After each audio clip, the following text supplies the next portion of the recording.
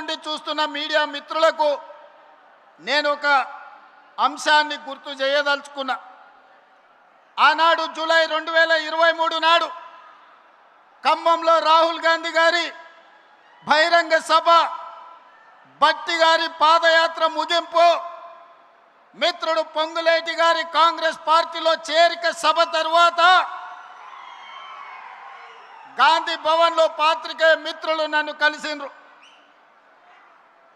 వాళ్ళతో చర్చాగోష్ఠి జరిగినప్పుడు కాంగ్రెస్ పార్టీకి ఉప ఎన్నికల్లో డిపాజిట్లు రావడం లేదు, భారతీయ జనతా పార్టీ వేగంగా వస్తుంది, బీఆర్ఎస్ కేసీఆర్ మాయ మాటలు మూటలతో ఎన్నికలకు వస్తున్నాడు, ఆ మాయ మాటలకు బీఆర్ఎస్ ఎన్నికల్లో పెట్టే మూటలను మీరు ఎట్లా తట్టుకొని ఎన్నికల్లో మీరు గెలుస్తారని నన్ను అడిగారు.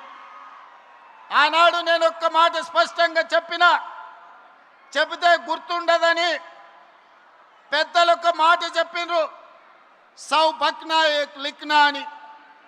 ఆ మీడియా మిత్రులకు నేను ఒక మాట చెప్పిన, మీరు కాగితం తీసుకొని రాయండి, సీల్డ్ కవర్లో పెట్టండి, డిసెంబర్ ఎన్నికల తర్వాత ఫలితాలు వచ్చినప్పుడు నేను చెప్పింది నిజమా కాదా తెరిచి చూడండి. ఈరోజు నేను చెబుతున్నా అని ఆనాడు ఒక మాట చెప్పిన.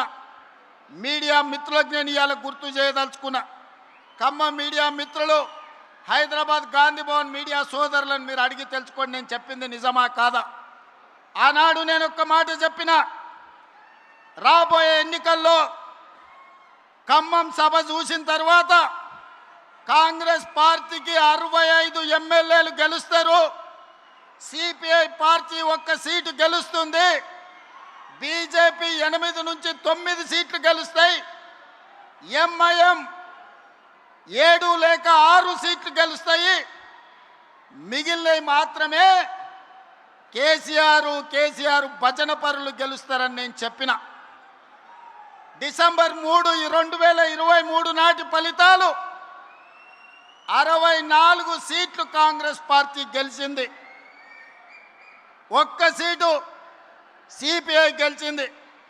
కానీ ఆ తర్వాత 1 సీటు తగ్గితే ఉప ఎన్నికల్లో తెలంగాణ ప్రజలు 2 సీట్లు ఇచ్చిండ్రు.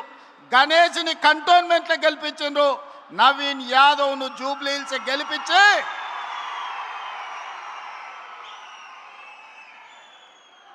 64 సీట్లను 66 సీట్లు చేసిరు.